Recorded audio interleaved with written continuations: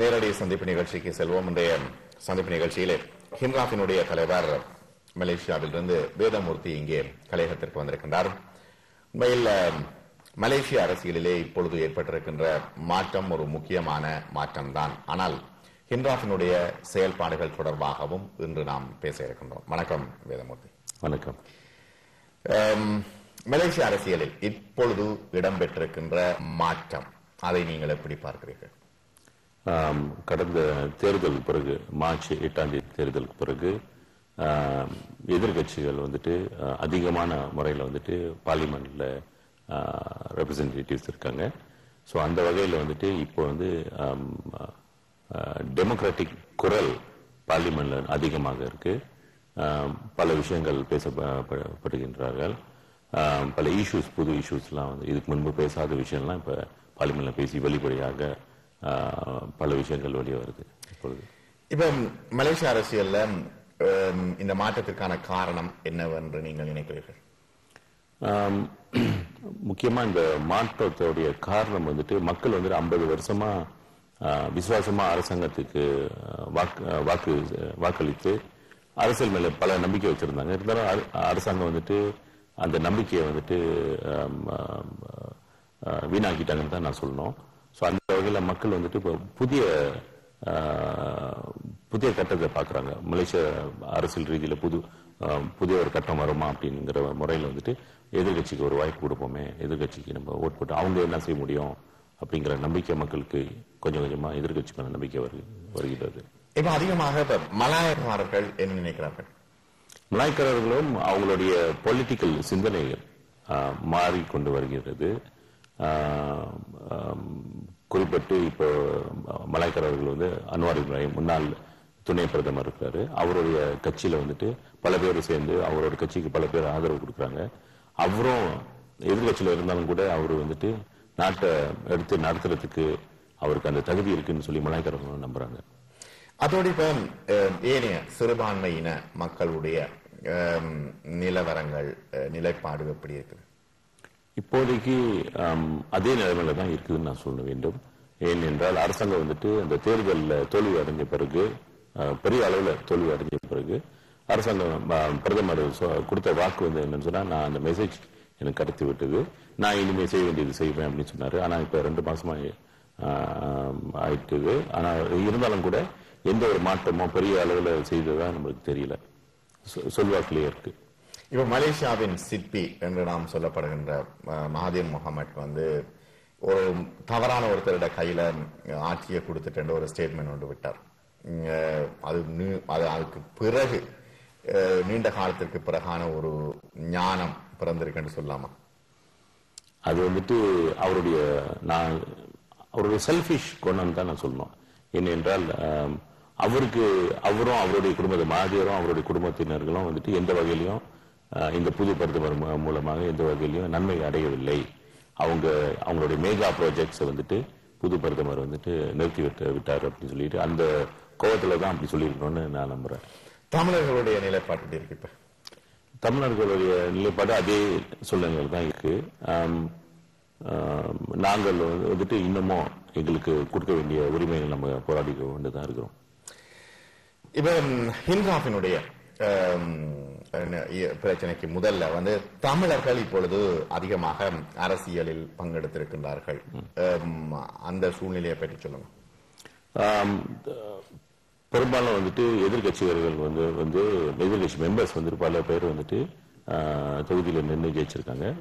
So அந்த வகையில் தமிழர்களுடைய குரல் பார்லிமெண்ட்ல அதிகமாக இருக்கிறது இப்பொழுது. அந்த வகையில இது எதிர்கட்சியில இருக்கிறதுனால நம்ம இன்னமும் செயல்பாட்டில் நம்ம இன்னும் அது கான்கிரீட்டா நம்மளுக்கு ஒரு முடிவு வரல. இருந்தாலும் வரும் அப்படின்னு சொல்லி நம்ம நம்பிக்கையில இருக்கிறோம். இப்ப ஹின்ராஃபினுடைய அரசியல் எழுச்சியை பற்றி என்ன சொல்ல வரீங்க? பொதுவாக ஹின்ராஃப் மக்களிடையே ஒரு நல்ல ஒரு விழிப்புணர்ச்சியை கொடுத்திருக்காங்க. ஹின்ராஃப் மூலமாக மக்களுக்கு அரசியல் சிந்தனை எல்லாம் மாறி இருக்கு. 50 வருஷமா இந்த சமுதாயம் ஒரே அரசாங்கத்துக்கு தான் வாக்களித்து கொண்டு இருந்தார்கள். அந்த வகையில் அந்த மாற்றம் நம்ம ஏற்படுத்தி இருக்கிறோம். இந்த மாற்றம் மூலயமா வந்துட்டு மக்களுக்கு வந்துட்டு எதிர்கட்சி மேல நம்பிக்கை வந்திருக்கு. எதிர்கட்சினாலையும் செயல்பட முடியும், எதிர்கட்சியும் ஒரு நாட்டை எடுத்து அவங்களும் அந்த நாட்டை ஆள முடியும், இந்த மைனாரிட்டி தமிழர்களுக்கு இந்தியர்களுக்கு வந்துட்டு உரிமை கிடைக்கும், அவங்க மூலியமா உரிமை கிடைக்க வாய்ப்பு இருக்கு அப்படிங்கிற நம்பிக்கை மக்களிடம் இப்ப வந்திருக்கு. இப்ப ஹிண்ட்ராஃபினுடைய செயல்பாடுகள் ஆரம்பத்திலே மக்களுக்கு ஒரு விழிப்புணர்ச்சியை ஏற்படுத்தி இருக்குது. தொடர்ந்தும் தங்களுடைய உரிமைகளுக்காக போராட வேண்டும் என்கின்ற ஒரு ஆர்வத்தை ஏற்படுத்தி இருக்கிறது. தற்பொழுது ஹிண்ட்ராஃபினுடைய செயல்பாடுகள், இப்ப தலைவர்கள் சிறைச்சாலையில் இருக்கும் பொழுது ஹிண்ட்ராஃபினுடைய செயல்பாடுகள் முடக்கப்பட்டிருக்கா, எப்படி இருக்கு? ஒரு வகைக்கு முடக்கப்பட்டுதான் இருக்கு. இருந்தாலும் கூட நான் லண்டன்ல இருந்து செயல்பட்டு கொண்டு வருகிறேன். லண்டன்ல இருந்து அங்க மலேசியால ஒவ்வொரு ஆக்டிவிட்டிஸும் வந்துட்டு இங்கேருந்து பிளான் பண்ணி அங்க நம்மளுடைய பிரதிநிதிகள் இருக்காங்க. நாடு முழுக்க நார்த் டு சவுத்ல வரைக்கும் நம்மளுக்கு சப்போர்ட்டர்ஸ் இருக்காங்க. நம்ம அடுத்தடுத்து என்னென்ன ஆக்டிவிட்டி நம்ம சொல்ல அவங்க செய்து கொண்டு வருகின்றார்கள். அந்த வகையில வந்துட்டு அந்த ஹிண்ட்ராஃபோடைய போராட்டம் தொடர்ந்து கொண்டு தான் இருக்கு. எந்த வகையிலையும் வந்து குறைஞ்சதாக நம்மளுக்கு தெரியல. ஒவ்வொரு வாரமும் ஏதோ ஒன்று செஞ்சுக்கிட்டு தான் இருக்காங்க, ஒவ்வொரு ஆக்டிவிட்டி செஞ்சுக்கிட்டு தான் இருக்காங்க.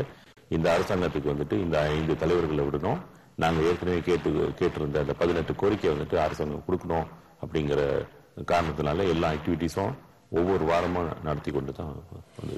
இப்ப தலைவர்களை வந்து வெளியில விடுவது தொடர்பாக ஏதாவது பேச்சுவார்த்தைகளை நடத்தினீங்களா அரசாங்கத்தோட? இன்டைரக்ட்லி இருக்கு, நம்ம இன்டைரக்ட்லி பேச்சுவார்த்தை இருக்கு. ஆனா அரசாங்கத்தில இருந்து வந்துட்டு ஓப்பனா நாங்க என்ன கேட்கிறோம்னு சொன்னாக்கா, பிஹைண்ட் த சீன் பேச்சுவார்த்தை நாங்க விரும்பல. ஓப்பனா நேருக்கு நேரு நம்ம கூப்பிட்டு வச்சு நம்ம ஓகே என்ன பிரச்சனை அப்படின்னு சொல்லி நம்ம பேசி, இதான் எங்களுடைய பிரச்சனை, 50 வருஷமா எங்களுடைய பிரச்சனை இதுதான் அப்படின்னு சொல்லி நாங்க நேரடி பேச்சுவார்த்தையை தான் நாங்க எதிர்பார்க்கிறோம். அந்த வகையில் அவங்க நம்மள பின்னால இருந்து பேசாம முன்னுக்கு நேரடியாக கூப்பிட்டு வச்சு நம்ம பிரச்சனையை தெரிஞ்சுக்குவாங்க தான் நாங்க. இப்ப எப்படி அழைப்பு விடுக்கிறார்கள் அரசாங்கம்?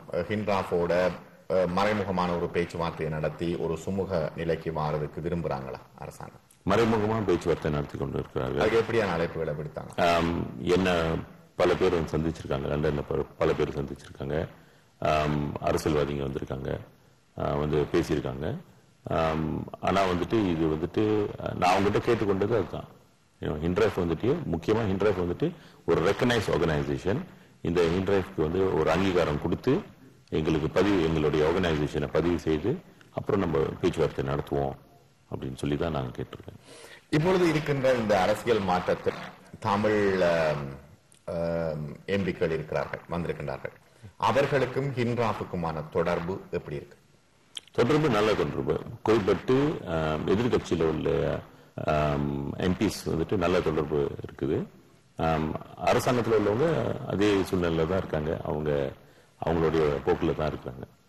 இப்ப அந்த தொடர்பை வைச்சு கொண்டு அரசாங்கத்தில் தமிழ் எம்பிக்கள் இல்லையா, அமைச்சர்கள் இருக்காங்க. எத்தனை பேர்? ஒரு ஃபுல் கேபினட் மினிஸ்டர் இருக்காங்க, 2 துணை அமைச்சர்கள் இருக்காங்க. அவர்களுக்கும் ஹிண்ட்ராஃபுக்குமான தொடர்பு எப்படி இருக்கு? நம்ம அவங்க கூட எந்த தொடர்பும் வைக்கவில்லை. ஏனென்றால் எங்களை பொறுத்த வரைக்கும் அவங்க வந்துட்டு அரசாங்கத்துடைய ரெப்ரசன்டேட்டிவ் தான். ஸோ நாங்கள் வந்துட்டு ஒரு இன்டர்மீடியரி, ஒரு நடுவால வச்சு நமக்கு போக வேண்டிய அவசியம் கிடையாது. நாங்கள் டைரக்டா கவர்மெண்ட்ட பேசுவோம், டைரக்டா கவர்மெண்ட் நம்மளுடைய உரிமையை கேட்போம் என்ற ஒரு குறிக்கோள்ல தான் நாங்கள் இருக்கிறோம். இப்ப ஹிண்ட்ராஃபினுடைய தலைவர்கள் சிறைச்சாலையில இருந்து தேர்தலில் பங்கு பெற்றினார்கள். ஒருத்தர் மனோகரன் பங்கு பெற்றி அவருடைய நிலைமை என்ன? அவர் வந்துட்டு தேர்தலில் மக்கள் வந்து அவரை தேர்ந்தெடுத்திருந்தாலும் கூட அன்பார்ச்சுனேட்லி அவர் வந்துட்டு மக்களுக்கு முழுசா வந்து அவர் செயல்படுத்த முடியல. ஏன்னா அவர் சிறையில் இருக்கிறாரு.